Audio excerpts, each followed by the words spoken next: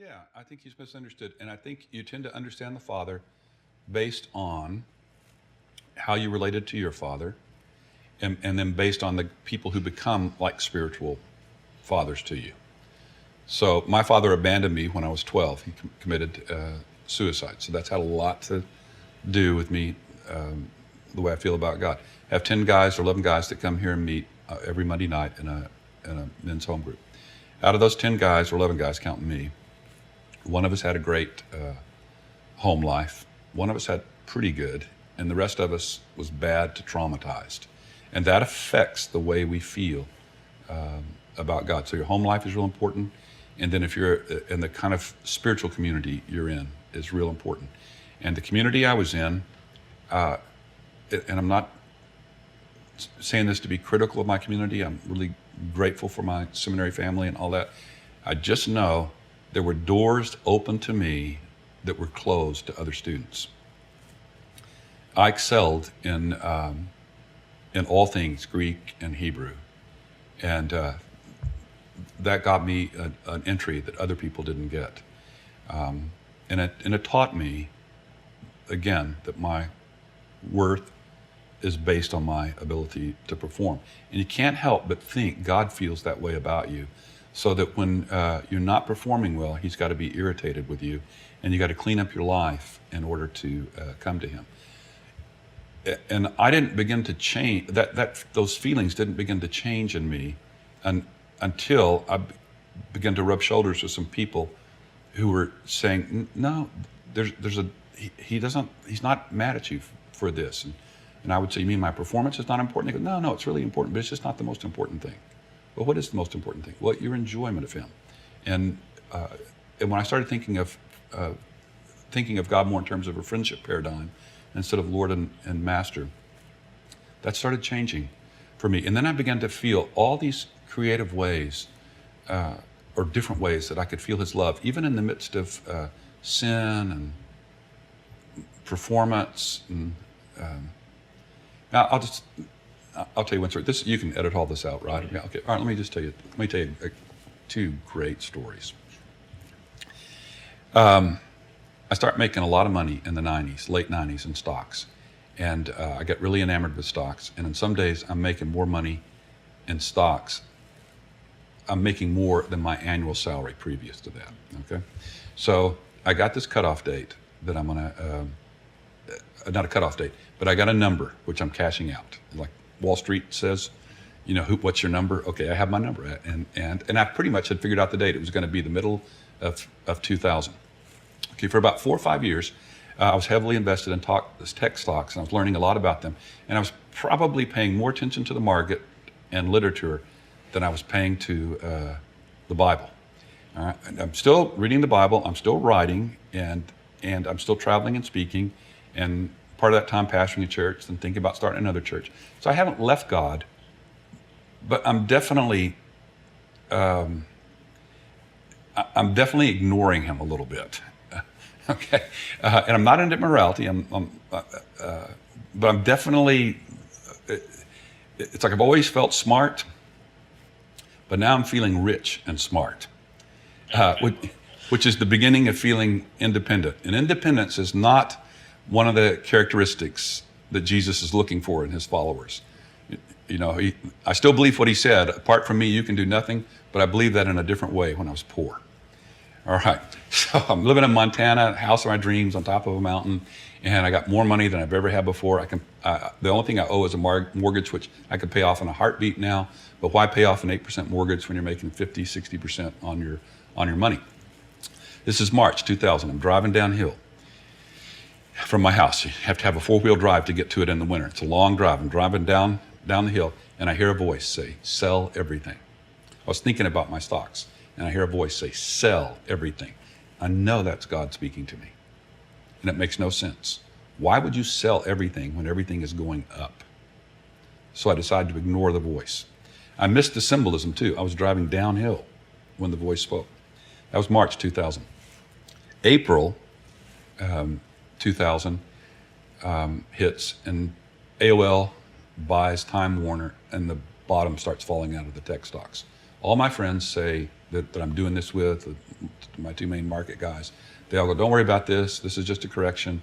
By September, so I stay in everything I'm in. By September, I've lost half my net worth in stocks. But I still have a lot of money, but I missed my number and also the date. So I'm still going to stay in it.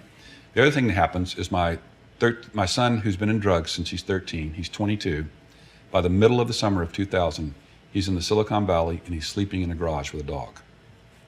He's got that far down in his life. He's got no one else to charm.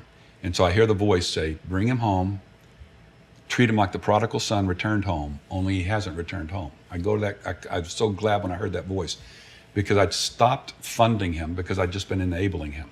So I go home, I go to Silicon Valley, I get him out of that garage, put the robe on him in the ring. That means buy him a new 4-wheel drive pickup, get him an apartment in Bozeman, Montana, 300 miles away from Whitefish, get him enrolled in Montana State, get him with Christian roommates, kids that I know are really, really good.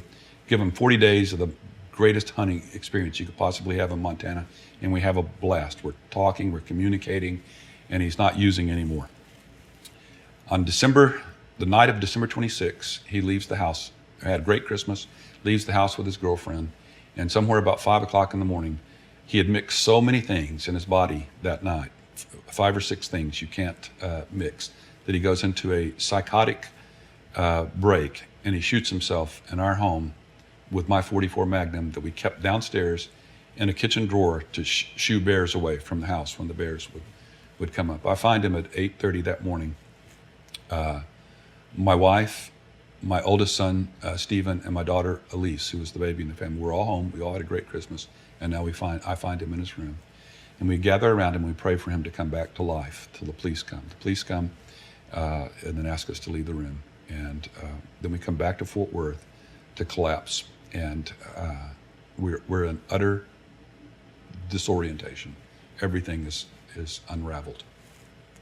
We're staying with our friends in Fort Worth who they have this huge home, and they just said, here, you take this side, we'll take that side, we'll grow old together. It's just like you don't need to do another thing in your life except live here with us. So we had this incredible love wrapped around us. 2 weeks after we buried him, I get the bill for the funeral in the home where we're staying. They track me down. It's $10,064.69. All right, I got plenty of money still at that point. I can pay for that funeral. A friend of mine had just given me a check for $10,000 a few days before that. So I got plenty of money, no problem. My secretary brings a sack of mail in from a post office box that a church had rented for me in Dallas. And I know what it is. It's a big grocery sack. You're going to have sympathy cards and letters in there saying, hey, we're really sorry. So I open it up, and sure enough, that's all it is. It's just sympathy cards. And out of those sympathy cards, 38 of them fall 22 checks. My son was 22 years old when he killed himself. 1 check for each year of his life. And the checks total $10,064. The exact sum minus the 69 cents of his funeral bill. I sat there at that desk and I was stunned. I closed my eyes and I was just stunned into contemplation. And I just said, why? Why? So I didn't need that money. I had the money to pay for his funeral. I didn't need it. I just said, why? And I just got silent. And then I heard 3 sentences, just like they were like an audible voice. They weren't audible, but they were that clear, and they just came pounding me in the heart. I said, why? In the first sentence, I paid for his death. I also paid for his life, and I'll pay for everything you need the rest of your life. Then I started crying, and I was just thinking, I had ignored God for 4 or 5 years. And I'd ignored his voice just a few months before when he told me to sell everything, and it didn't make a bit of difference to him. If I ignored his voice for money, then he would use money to speak to me. His voice wouldn't ignore me. All my life, all my Christian life, I've striven to perform well for God because I thought that's how I could feel significant. All my Christian life, all my adult Christian life, I've worked really hard to be an impressive servant of Jesus because I thought that's what he wanted. And there I was at 52, sitting at a desk, with 38 sympathy cards and 22 checks. And I was feeling significant in spite of my performance. And that's what I think he was communicating to me. This is all I really wanted, Jack. I just want to be your friend. I just want to be your friend. And I felt him hold me. I never got an explanation for my son's death. Instead, what I got was just God holding me and breaking through in so many creative ways to say, I love you, I'm with you, you can trust me in all of this. I didn't go to a church for 2 months. I didn't lay hand on anybody and pray for anybody. I just prayed for my family because I thought I was going to lose my family. I thought I was going to lose my wife. And so 2 months after we buried my son, this church in Amarillo that had been a huge support to me, they said, Jack, we have all of our senior pastoral staff are going. We got a special speaker from Australia coming. Feel free to say no, but we don't have anybody to MC the services. Could you come for just, you won't even have to be gone for 24 hours. I know you don't want to leave Lisa, but could you come for 24 hours and MC our services? Fine if you say no. And I just thought for a minute and I thought, okay, all right, I'll do it. So I was here in Fort Worth and Dallas, got on a plane, went up to Amarillo on Friday night.